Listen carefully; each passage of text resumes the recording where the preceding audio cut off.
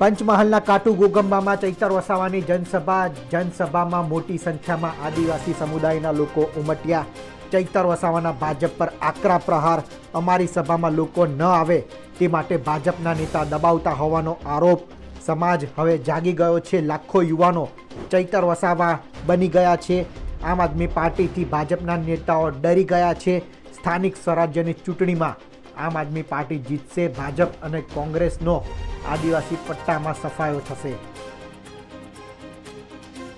અમારી સભા નહીં થવા દેવા માટે પોલીસ પર દબાણ કરે છે, લોકો ભેગા નહીં થાય એના માટે સરપંચોને દબાણ કરે છે, છતાં જનમેદની અમારી સભામાં સ્વયંભૂ આવે છે। દાહોદ જિલ્લો હોય, મહીસાગર જિલ્લો હોય, છોટાઉદેપુર જિલ્લો હોય કે નર્મદા જિલ્લો હોય, આ તમામ જિલ્લાઓમાં આમ આદમી પાર્ટી સ્વતંત્ર રીતે પોતાની જિલ્લા પંચાયત અને તાલુકા પંચાયત જીતવા જઈ રહી છે। આમ આદમી પાર્ટીની ગુજરાત જોડો અભિયાન અંતર્ગતની સભા મળી ત્યારે આ ધરતી પરથી જેમણે અંગ્રેજો સામે ખૂબ લાંબો 30 વર્ષનો 1838 થી 1868 સુધીનો સંગ્રામ ખેલ્યો એવા રૂપસિંહભાઈ નાયક અને એમની પૂરી ટીમને અમે યાદ કરીએ છીએ। સાથે સાથે એમની આ જે વંશજો છે જે પણ અમને આજે મળ્યા છે ત્યારે અમે પણ પોતે ગર્વ અનુભવીએ છીએ। આજે દેશમાં જે પ્રકારે ચાલી રહેલું છે તે પ્રકારે આજે ભારતીય જનતા પાર્ટી છેલ્લા 30 વર્ષથી ગુજરાતમાં એમનું શાસન છે।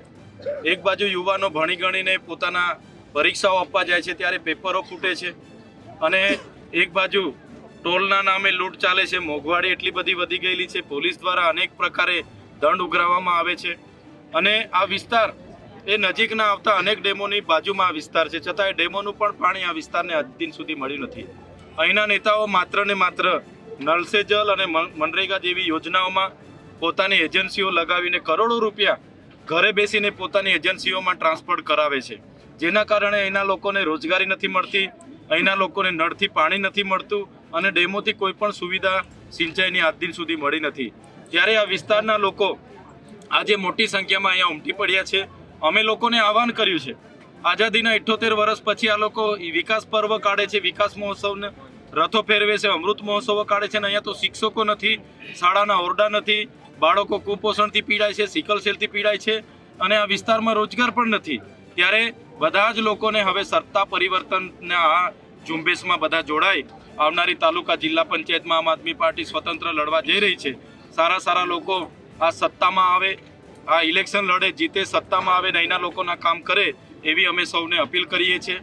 આમ આદમી પાર્ટી જે પ્રકારે ગુજરાતમાં ખેડૂતોને પોતાના પાકના સારા ભાવ મળે, કડદા પ્રથા દૂર થાય એના માટેની જે લડત ચલાવી રહેલી છે અને જે પ્રકારે આ વિસ્તારના આદિવાસીઓ માટે જે પેન્ડિંગ દાવાઓ છે જેમને સનતો નથી મળી, કેટલાક લોકોને સનતો મળી છે પણ ઓછી જમીનની મળી છે, ત્યારે એ દાવાઓ પણ સરકાર સત્વરે આપી દે।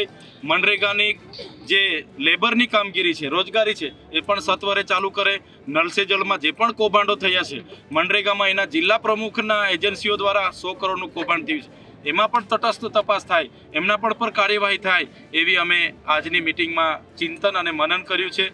આવનારા દિવસોમાં જ્યાં પણ અમારે આ લોકોની સમસ્યાઓના નિરાકરણ માટે રજૂઆત કરવાની થશે, અમે વિધાનસભા સુધી જઈશું, એની રજૂઆત કરીશું અને સત્વરે એનું નિરાકરણ આવે એવા અમારા પ્રયાસો રહેશે। સાથે સાથે આવનારી ચૂંટણીમાં આમ આદમી પાર્ટી દ્વારા અમે બધાને અપીલ કરી છે અને પંચમહાલની જે જનતા છે એમના પર અમને પૂરેપૂરો ભરોસો છે કે આવનારા દિવસોમાં આ વિસ્તારમાં પરિવર્તન આવવાના છે। એ ચાહે તાલુકા પંચાયત, જિલ્લા પંચાયતની ચૂંટણી હોય કે આવનારી વિધાનસભાની ચૂંટણી હોય, આ વિસ્તારમાંથી પરિવર્તન આવશે અને આમ આદમી પાર્ટી ખૂબ મજબૂતાઈથી આ વિસ્તારમાંથી આગળ વધવાની છે એ પૂરી ખાતરી છે અમને। અને આજની સભામાં જે પણ મુદ્દાઓની ચર્ચા થઈ છે, પ્રશ્નો અમને મળ્યા છે એ બાબતે આગળ અમે રજૂઆત કરીશું। ભારતીય જનતા પાર્ટીએ પોલીસનો ઉપયોગ કરીને લોકોને ડરાવવાનો, દબાવવાનો અને ધમકાવવાનું કામ કર્યું છે। એકલી ભ્રષ્ટાચારની રાજનીતિ કરી છે, ભયની રાજનીતિ કરી છે। અમારી યુવા ટીમ આમ આદમી પાર્ટીમાં તમે જોતા હશો, યુવરાજસિંહ જાડેજા હોય, હું પોતે બ્રિજરાજભાઈ હોય, ગોપાલ ઇટાલિયા, યશુદાનભાઈ ગઢવી હોય, અમારા પ્રવીણભાઈ રામ હોય, અમારા રાજુભાઈ કરપડા હોય, બધા જ યુવા ટીમ આજે અનેક વિસ્તારોમાં લોકોના પ્રશ્નોને ન્યાય આપવાનું કામ કરી રહી છે। ત્યારે આજે પણ ભાજપના લોકો ડરેલા છે, અમારી સભા નહીં થવા દેવા માટે પોલીસ પર દબાણ કરે છે, લોકો ભેગા નહીં થાય એના માટે સરપંચોને દબાણ કરે છે, છતાં જનમેદની અમારી સભાઓમાં સ્વયંભૂ આવે છે।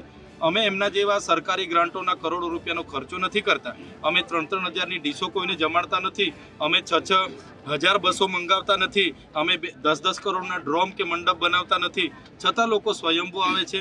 આ જ બતાવે છે આવનારા દિવસોમાં પરિવર્તન આવવાનું છે. અને હું પંચમહાલ જિલ્લાની જ વાત નથી કરતો.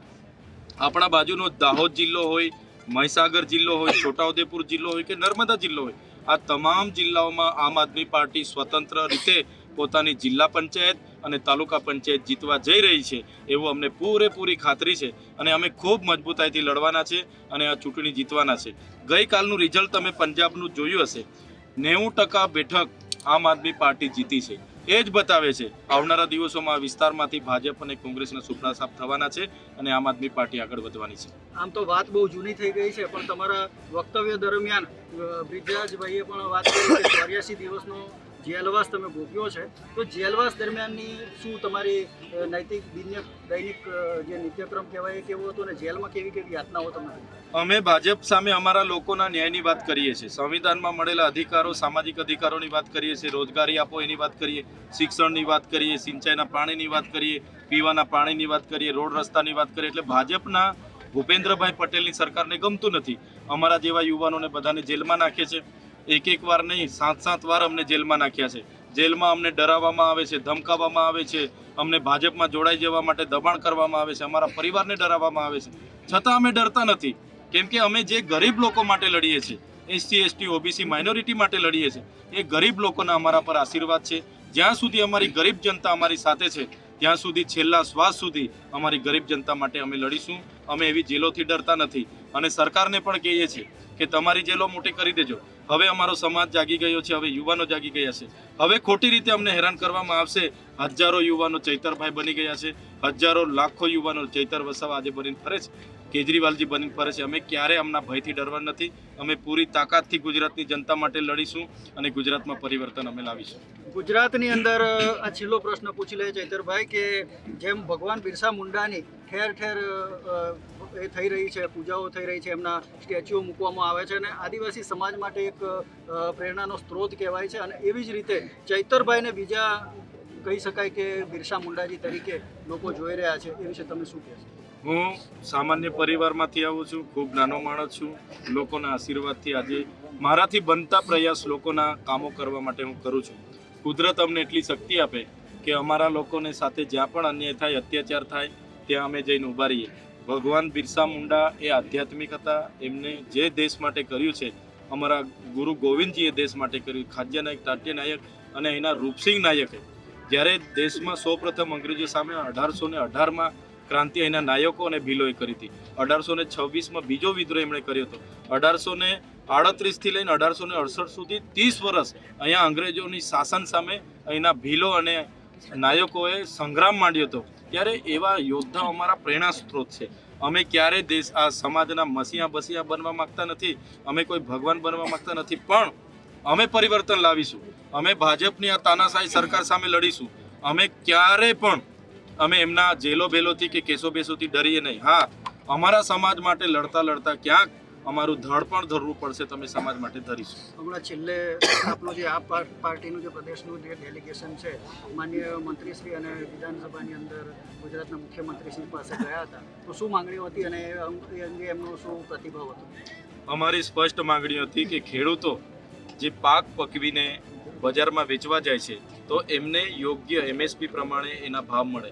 જે પાક નુકસાનીના સર્વે થયા એમાં આજે ખેડૂતોને કોઈને 2000 ને કોઈને 4000 આપીને સરકારે લોલીપોપ આપ્યા છે. ત્યારે જેટલું પણ નુકસાની થયું હોય તમામ ખેડૂતોને 50-50 હજાર રૂપિયાની સહાય આપવામાં આવે. ત્રીજી માંગણી હતી પંજાબ સરકાર જે પ્રકારે એમણે 50,000 આપ્યા દરેક ખેડૂતને, એ રીતના ભાગ્યોને પણ એમણે ચૂકવ્યા છે. અહીંયા પણ ભાગ્યોને પણ ચૂકવવામાં આવે.